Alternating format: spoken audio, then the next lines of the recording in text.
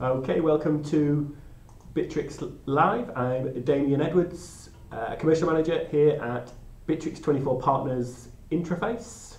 We are currently based in the UK. We have offices in the US, in New York and Dubai. And we are Bitrix24 Gold Partners. We provide pre-sale support, so we can provide a demo, answer your questions about the system. We provide implementation service, including customization and training. We provide after-sales support and, of course, training as well. With me, I've got our support manager, Andy Naylor. Hi there. So we're here for the next hour from 10 AM Eastern Time to 11 AM, and we're here every Thursday at the same time. So you can ask us any questions throughout this hour, and we can answer them and show you on the cloud version of Bitrix and the on-premise version of Bitrix. So we're going to have both versions open today. And if you do have the questions, please put them in the box on YouTube, or you can send us an email to live@interface.com, and we can answer them in today's session, or we can carry them over into the next session. So try and think of this as a free hour of support each week, and like I say, we can answer any questions that you may have. So I think we have a couple that have come in already. I'm going to start off with one of those, and we're going to just talk about Bitrix lists and how they work inside Bitrix, because a lot of people want a table of data associated to companies in their CRM. And I did this for a client this week on one of our training sessions. It works really well, and I'll just go through and show you how this is going to work. So I'm on the cloud version of Bitrix, and if we open up a company and we go into a company here, then what we want to do is we want to have a new tab up here in this top section. And in this tab, we're going to have a table of data. So in the example that I had, it was a list of websites that this particular company owns, and as a web agency, they manage those particular websites. So we're going to come back to this company page in a moment, but if on the left hand side, if we go into the employees section and then click into lists, then what we're going to do here is we're going to add a new list called managed websites.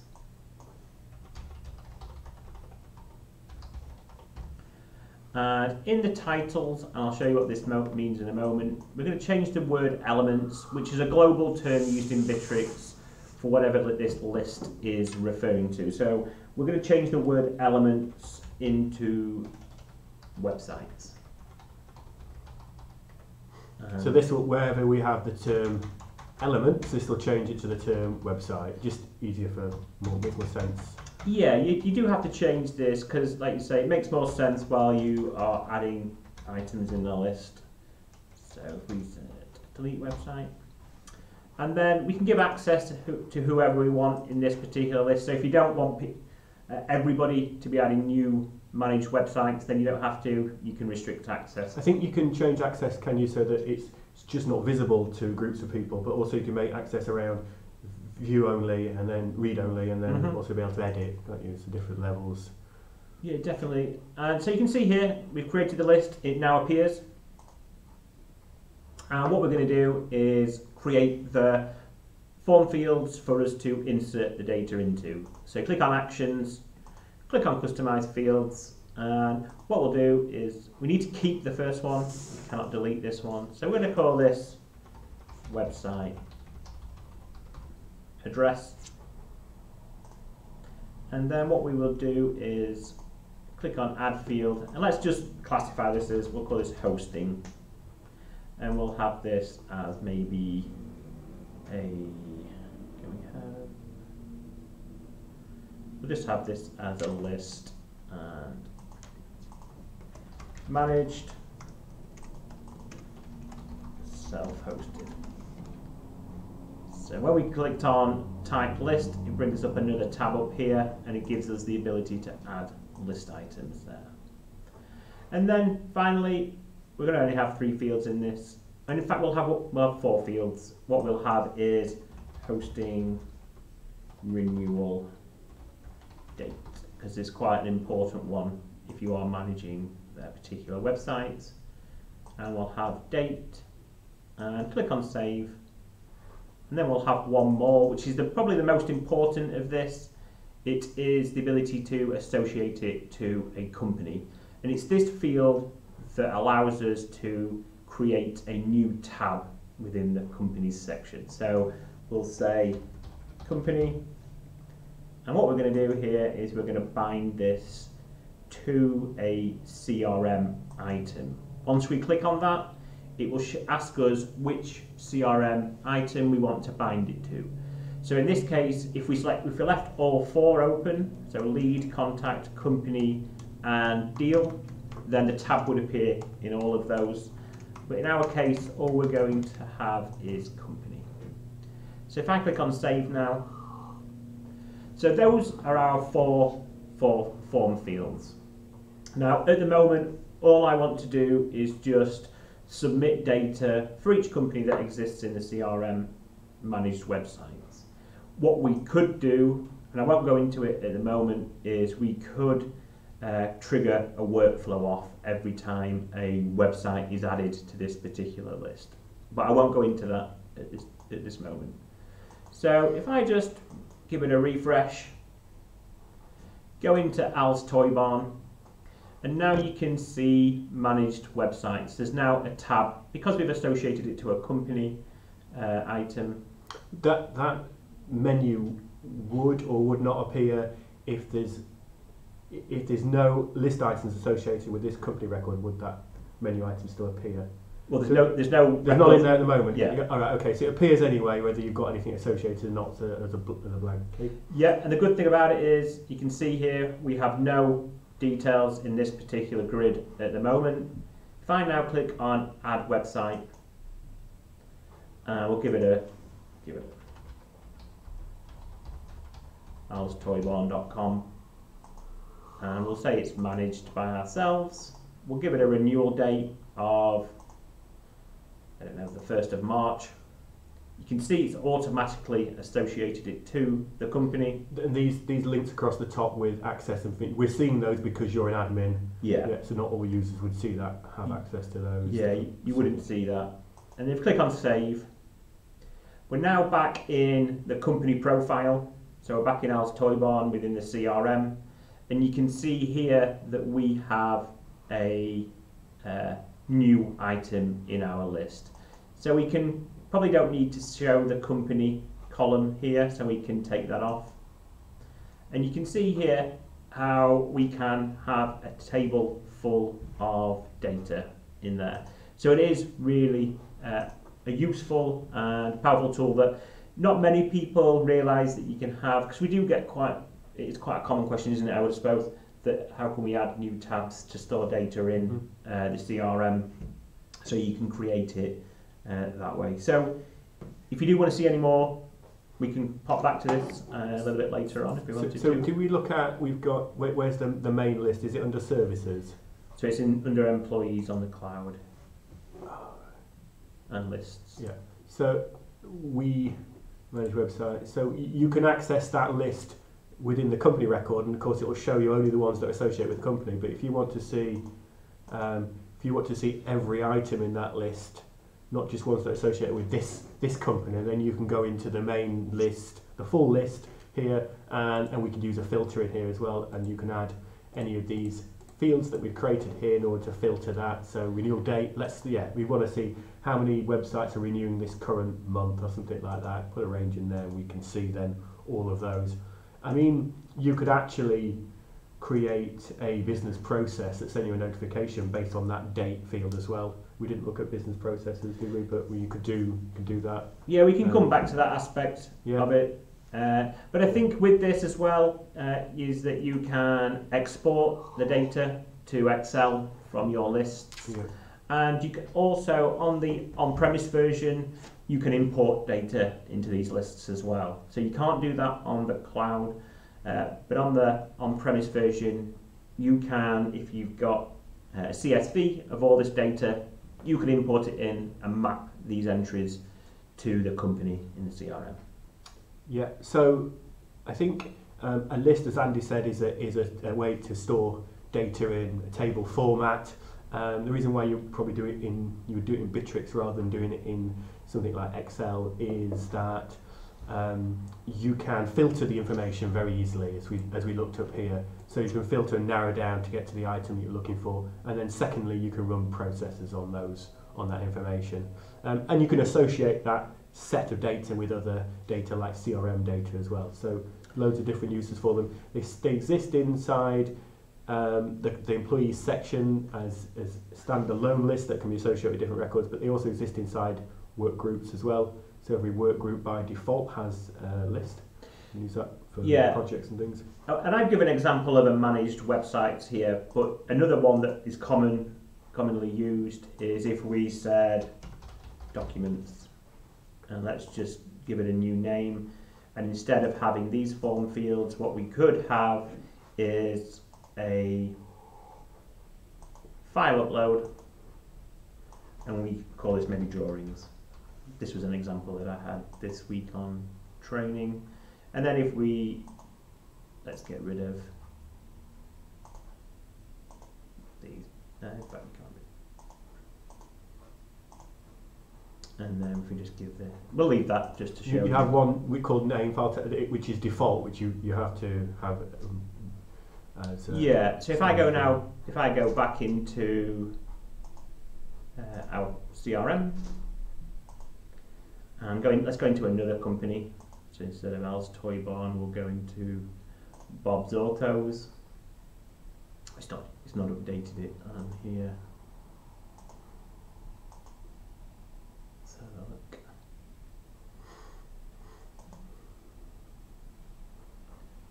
If we now refresh. For some reason it may have cached, but what you can have is you can have file uploads in here. So instead we can choose a drawing file, click on the file itself,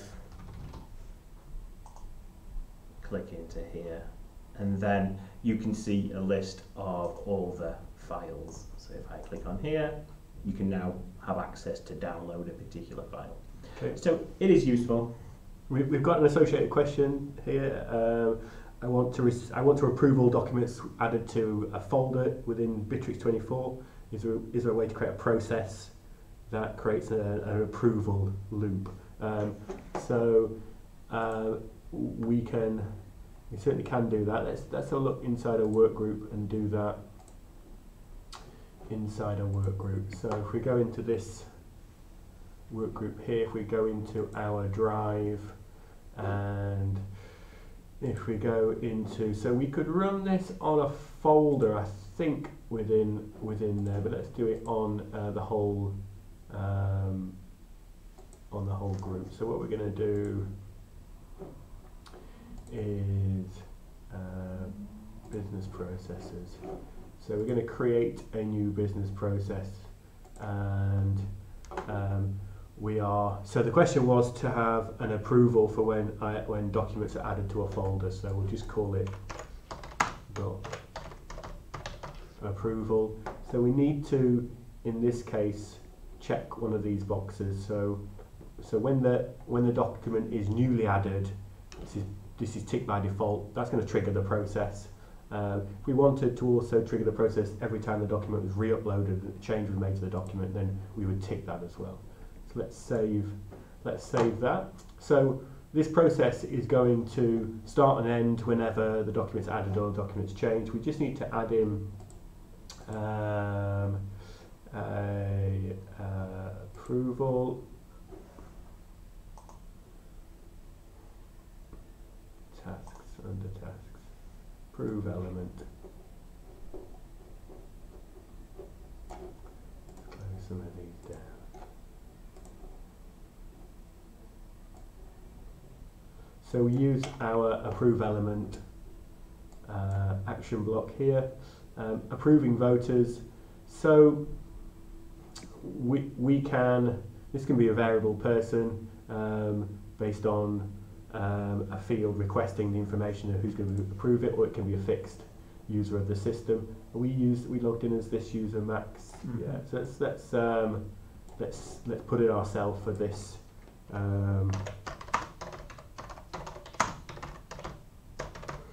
So document requires approval. We want to link to the document itself. So I think we'll just link in this case to the folder. So let's open up this work group again. Which work group did we go into? Buzz, I think.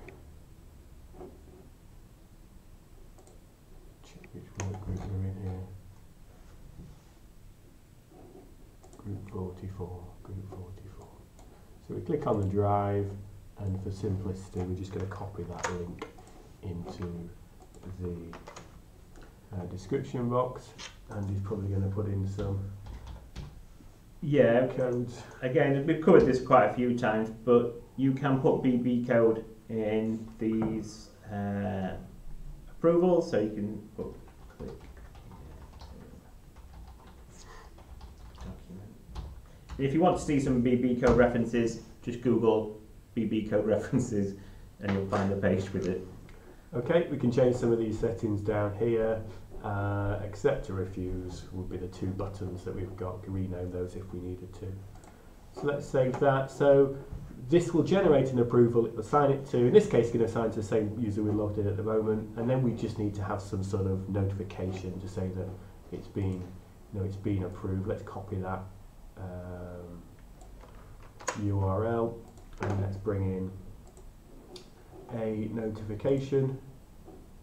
And so we'd have one in yes, so we'd have one in no, but we'll not bring that in this case.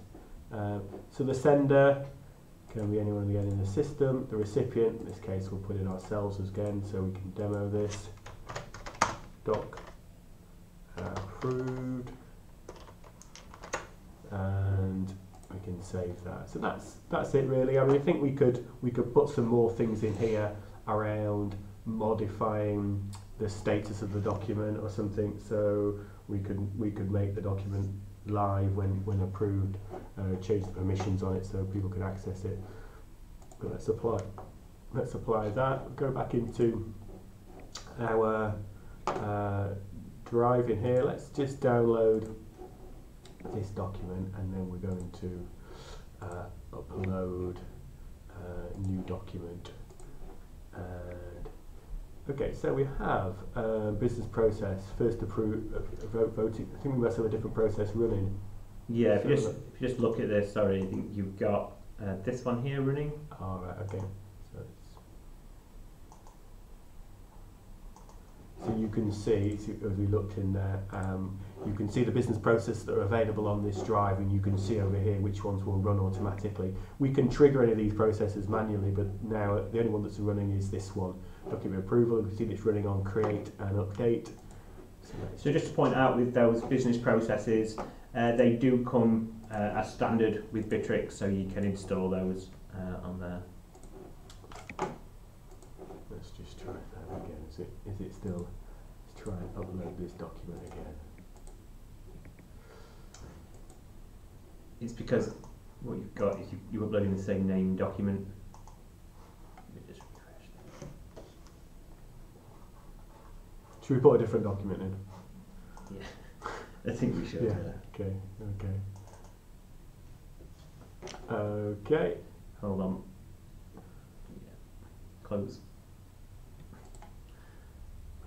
Okay, so we've got a document in there. We've uploaded this document. We can actually see that there is a process running on this with this little indication here. So we'll also see, if we go to our left-hand side, that we've got some workflows pending here. Let's open these in a new tab. And so there's a few down here, but the one at the top is the one that we created, Doc requires approval, and we've got a link to there. You can see who uploaded the document, who this process is pending with. In this case, it's the same user. I can click in here, so we'll open up the drive. I can see the document, and we can.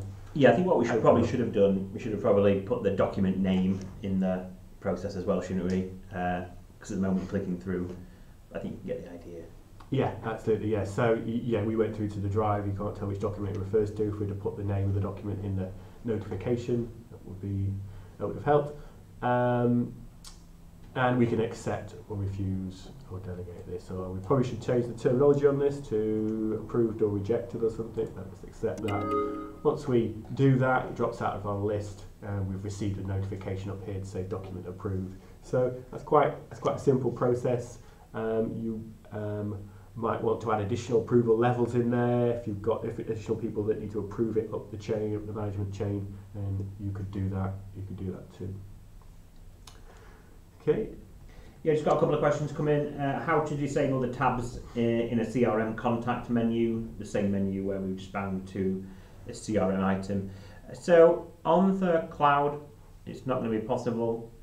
So we can't get rid of the menu items in a particular contact. So if you didn't want, for example, workflows or dependencies or history, it's not going to be possible on the cloud. However, on the self-hosted, so we've just jumped into a self-hosted version here, we can actually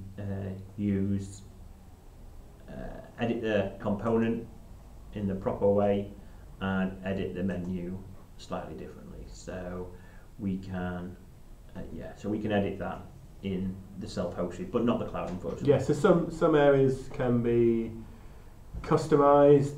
In this case, these ones can't. I mean, I think what we've got on here, quite a lot of forms, haven't we? That it makes there's quite a lot of menu items on there. Mm-hmm. But, okay, let's put our contact details up there for a minute. If you've got any questions, send them through to us on YouTube. But if you've got any questions afterwards, or want a demo or some training, then get in touch with us. There's our contact details. We are Bitrix24 Gold Partners. And we have a question. I have a report I configured in Bitrix. I was looking for it to be emailed, say, once a day. Couldn't find a way to trigger the execution of the report and emailing of it. Enlightenment, please. So actually there isn't a way to schedule reports in Bitrix. So you can create reports. There isn't a way to automatically email and schedule them, but there is a way to create a process to do it. Unless you know a way that exists. I don't think there's a standard way of doing it in Bitrix, but we can create a process that would do it. So it is possible to create a workflow that will automatically email a report. I mean, we've used this to email a link to a report page within Bitrix, not a PDF report as such, but a live page within Bitrix. So there is a way to create a workflow. It does require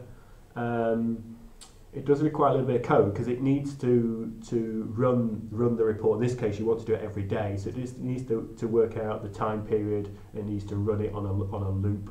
In fact, I think you can do it on the cloud. I think you can use the loop within the business process to automatically trigger and run that report every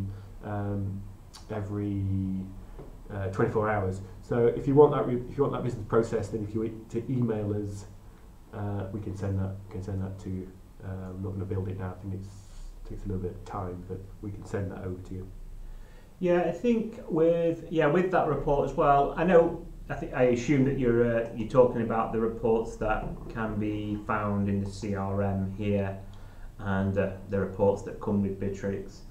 As Damien said, you could do the workflow way, but we've also had it on the. If you've got the on-premise version of Bitrix, then you could create a handler to schedule a handler that's run using a cron job to send it each day. So depending on what version, we should be able to help you out. Like Damien said, it's a little bit long-winded if we were to show you now. Mm-hmm. Okay, how can I customize employee data to include the start date with the company? You can do this, can't we? You would need Depends how you do it. I mean, if you want to add custom fields to a user's profile, then you would need a self-hosted version of Bitrix to be able to add a custom field to that period. You could, of course, use a list, as we've done before. You could have, I mean, we can create. Should we do that to create a list and then link it to an employee, then have a start date and some other information about that employee? Yeah, I mean, you could do that. Let's just show you the way that we could do it in the on-premise version for those people that do have an on-prem.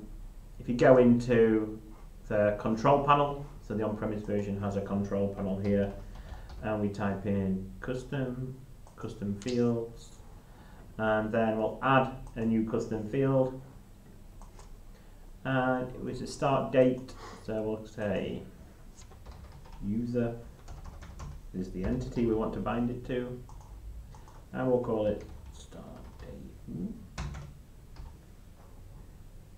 And then if we give it start date, and we'll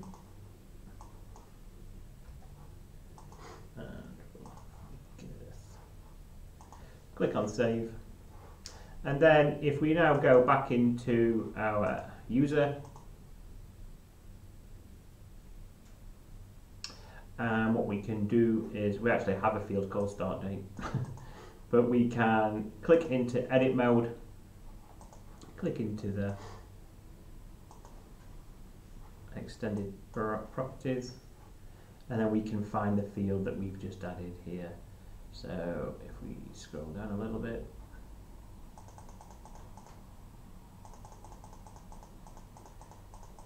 so you can see that's the field here that I've just added. So we would need to add it on additional properties, and then we would need to add it in the editable properties.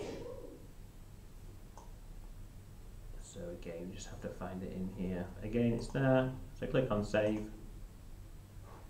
That would then add it, click off the edit mode, come off here, go into edit profile, and you should be able to see our new field start date. And if we said today is our start date, click on save, you can now see the start date field. So you can build up your profiles that way. We have on the cloud, on the on-premise version, you can have hidden fields. So if you wanted contracts or specific HR information, you could store that hidden instead of having it showing on the profile. Yeah, so the other way to do it would be to create a list. So let's just have a quick look at that. The way I've just shown you, yeah, it's not the way I've just shown you on adding the fields that way. Yeah, it's not really available on the cloud. But Damien's going to show you a different way. So if we called this list employees, so of course you could do this on a cloud, a free cloud account, any sort of account. You might want to change some of these descriptions in here. Save that. We go back into the list, then we just need to add our fields, customize fields, and so we've got name. In fact, we're not going to use that. We're going to create a field called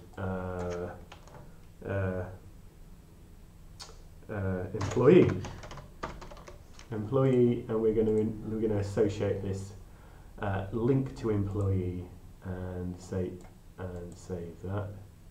And we're going to create a field called start date. This is going to be a date field. Date field there. We have a default field in all lists. It's called name. We can rename it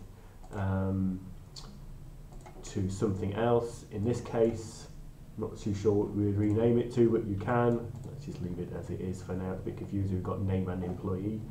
But if we go back, then we can add. So this is the default field. Let's just put a dot in there.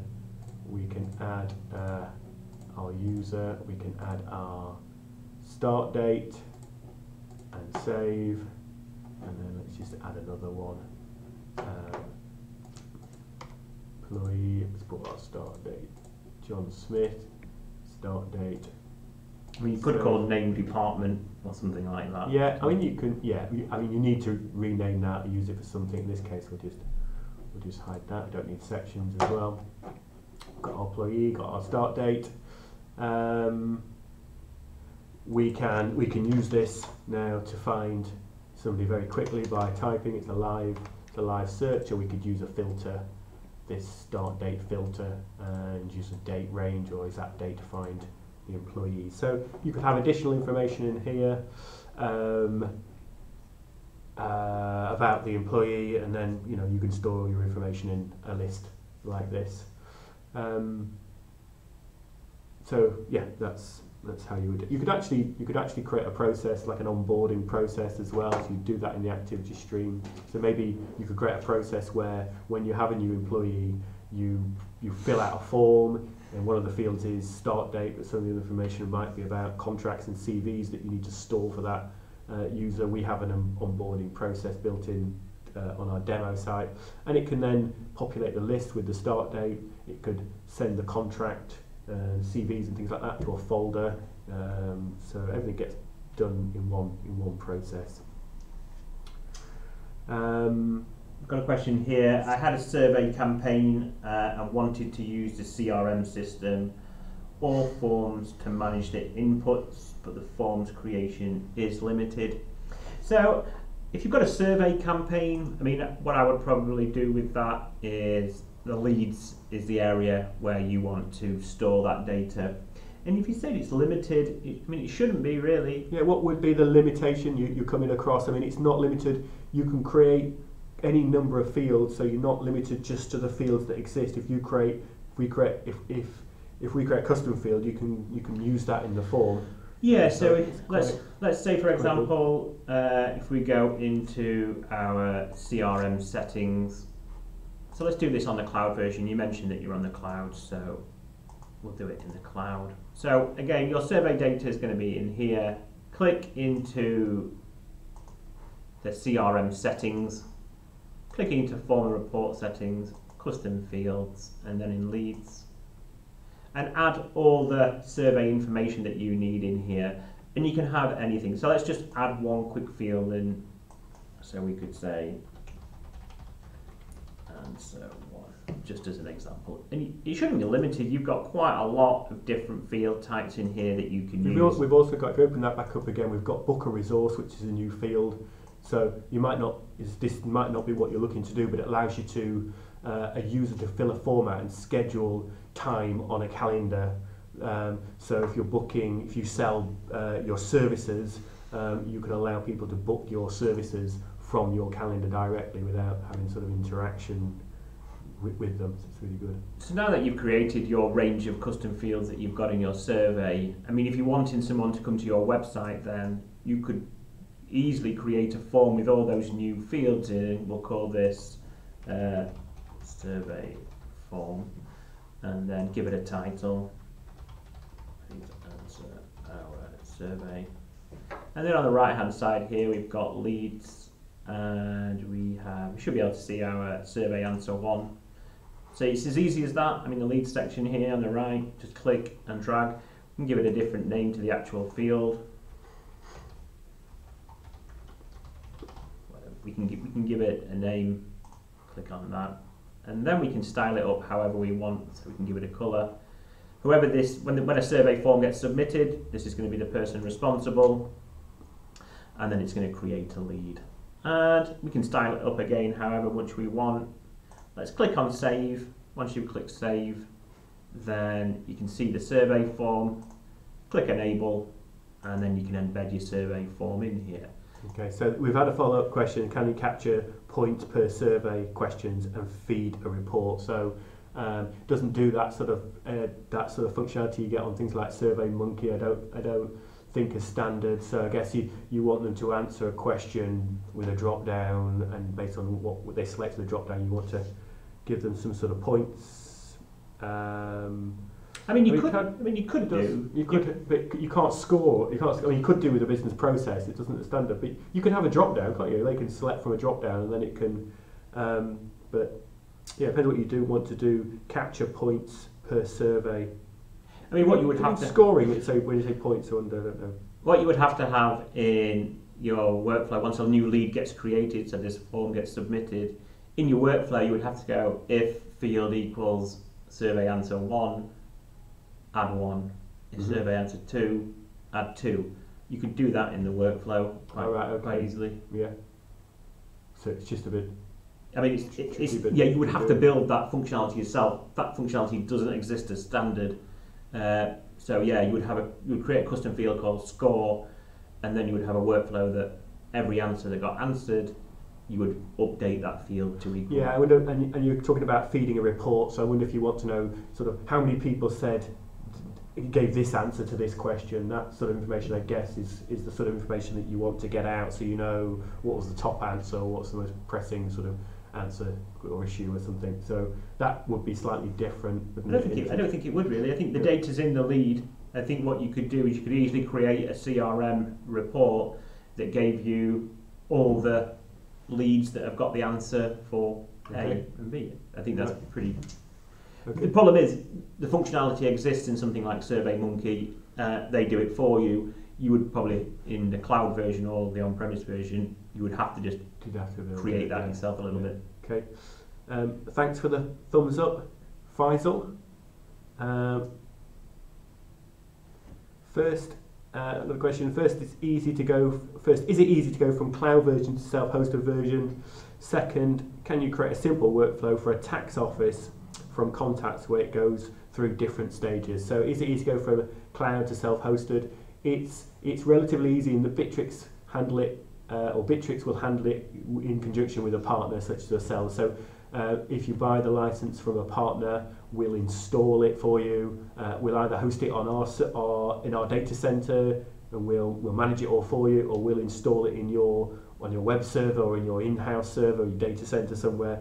So the partner will install the software for you, and Bitrix will run a backup of your cloud, and we'll deploy that to your self-hosted on-premise version. So it's relatively straightforward. Yeah, it's something we can do it for you. We've done it many times before. It's straightforward. So I think there's, you discover some additional functionality in the self-hosted, or you want your own branding, or you have a process you want to do. You want to do it a slightly different way. You want to change some of the UI, put some of your own coding in, change some of the styling or something. Then we get a lot of businesses that realise that actually going to get a lot more out of it if they go to the self-hosted. So yes, we can do that. Second, can you create a simple workflow for a tax office from contacts where it goes through different stages? So it depends. I think we've got one. Oh, we've got one. I think we've got a similar process. We do have a couple of tax accountants on our system. Let me see. I may have got removed now. So maybe if you want to. So if you want to create a process for a contact, so you've got a contact in your system. You want to create, I don't know what your process does. I mean, I guess if you're a tax office, then what you probably need to do is send out people reminder emails from time to time to fill out certain forms and returns and things like that. So you would go into your CRM, you go into your settings within the CRM. So Bitrix has automation. Let's just have a quick look at that on deals and leads. So if you go into a deal, open up any one of these deals, we have a tab called automation here. So this allows us to create actions based on the stage of a deal. So deals have stages that you work through, and these can trigger these actions below. If you want to do an automated process on a contact, not on a deal, then you need to do it inside business processes. So we go into automation, we go into business processes, we go into contacts, and we add a new template.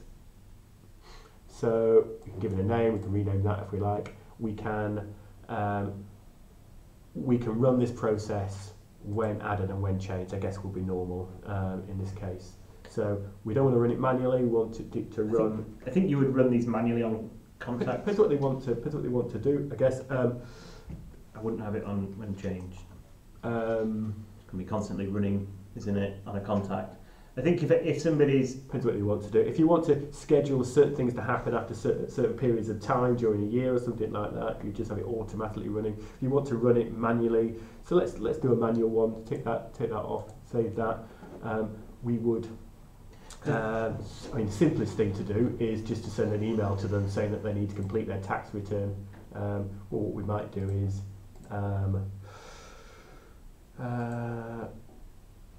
We might do is create a task internally in order to start the their tax return, and then email the client in order to request information about their tax return. So you can populate the content of these inside here, give it a name, call it tax return, assign it to somebody, give it a start date, deadline date, and things like that. And then we can populate the content of the email. You know, we can populate who it's going to and the message of the email. So you could create a process that runs automatically on all contacts, that does certain things at certain points throughout the year, or you create a series of processes that you run manually on a contact. This process, if we just open up a contact, this process will be available to run on your contacts. Go back into this one here, in this little box at the top. So we would have, we'd probably call that one tax return or something. We would have it available here to click and run. So that's the difference. If you've got some key information in here about tax dates, tax return dates and things like that, which you probably do if you're looking after clients, then you could have this running and looking at those dates and triggering these sort of notifications to people based on those dates. Or, as I say, you can run it manually yourself, depending on what you want to do. But if you want to get in touch with us and explain maybe afterwards the different steps that you need to go through as a tax office to manage your client's business, we could put together a little demo of how all that process might work in Bitrix.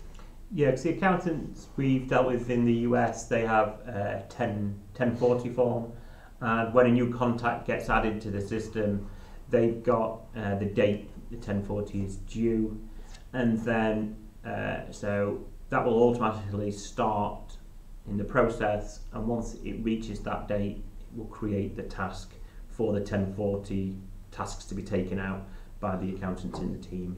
And there's a 1040 work group, and everything gets assigned to that. So yeah, as Damien mentioned, please do get in touch with us, and we've got experience with that kind of thing. So please. Yeah, and you need to tell us what the process needs to do. We'll show you how to build it. There's our contact details in case you need to get in touch. We've got a question here.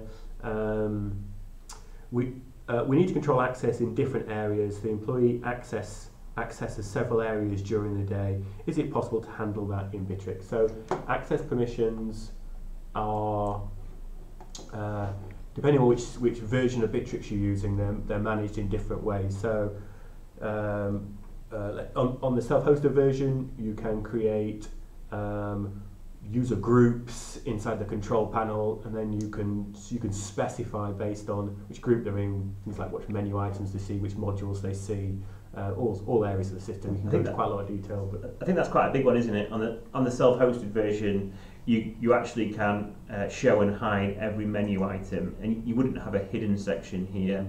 You can actually tailor the menu to specific users. So on the cloud, I'm not sure you can do that in terms of if you wanted to hide Facebook or well, that's not standard link, is it? If you want to hide time and reports or something like that, I don't think there's permissions specifically on modules. So they're all available. When you get into the modules, then there's usually permissions. So we talked about having permissions on lists. So you can create permissions so that lists are just invisible to people unless they belong to the groups that you have allowed access to. And then there's permissions inside the CRM as well. I mean, I think this is a separate area, isn't it? Yeah, I think this is probably the key area there's a lot of permission access in the CRM. So if we go into settings, access permissions, and then just look at a role, theoretically what we could do is deny specific departments, specific people to view any contacts, any companies, any deals, any leads, and so on. So you can create roles for different departments, roles for different users to see whatever they want to see. If they want to only see their own leads, you can do that. If they want to see the department's leads, so we have a lot of clients in the US who have regional sales, so regional teams will only be able to see their own leads and their own deals. So this is probably the area, especially on the cloud and on the self-hosted, permissions tend to focus around, as Damien said, in other areas like tasks, work groups.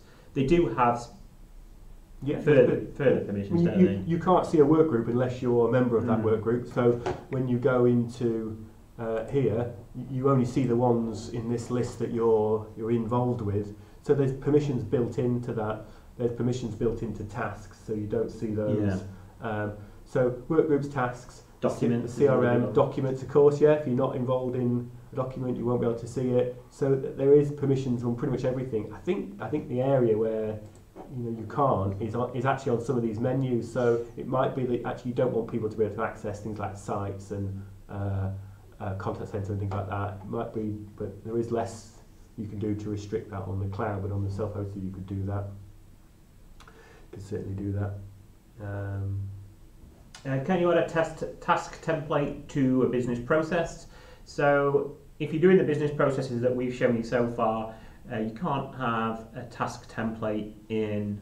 The task templates I'm sure you're referring to are these specific ones when you go to a task and you click on all templates and you have these. You can't do that in the business processes that we've shown you in the CRM. The idea behind it is that you use those business processes and build your template into there. You would only need to do it once. So as I mentioned, with your, we got that 1099 particular task. If you set that up in a business process, you're going to have all the details that you want in there. You'd only have to ever create it once.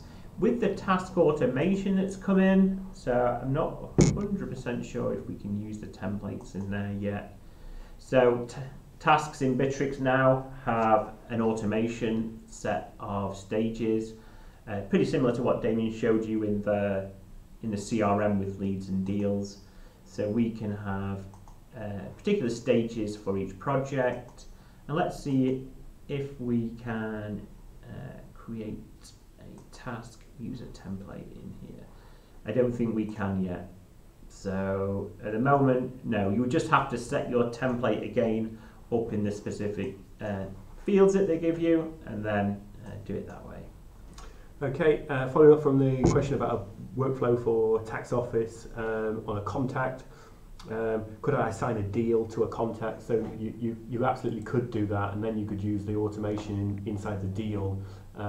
Let's go into CRM. Let's say you're capturing leads first. So you might have captured a lead from an incoming call or a message on Facebook or something like that. You're using the contact center to capture all those leads. Then when you complete this lead, it will convert it. In this case, it's defaulted to convert to a deal and a contact, which is exactly what you want. So you've got the option to convert leads or to generate different types of records from a lead. It has to be said that you may not actually be using the leads module at all, because you can turn leads module off. It might be that you don't need leads, and when you get a new client, you just create them as a contact straight in the system. So I mean, that makes sense for a lot of businesses that don't need leads or don't need that stage where you need to kind of qualify out, some of those opportunities are not good for you. But if you're using leads, you have got the option to convert to different types of records. In this case, we're converting to a deal and a contact. So when I complete this, asks me which pipeline I can go into. Again, you might deals sit in different pipelines if you want multiple pipelines. If you're a tax office, you might be dealing with individuals, personal tax returns, and you'll be dealing with businesses as well. They're probably going to be two pipelines because they have two different sets of requirements. So it gives you the option to ask you which pipeline that needs to go into, and then it's asking me about some fields that need to be created in order to transfer the data over that didn't exist.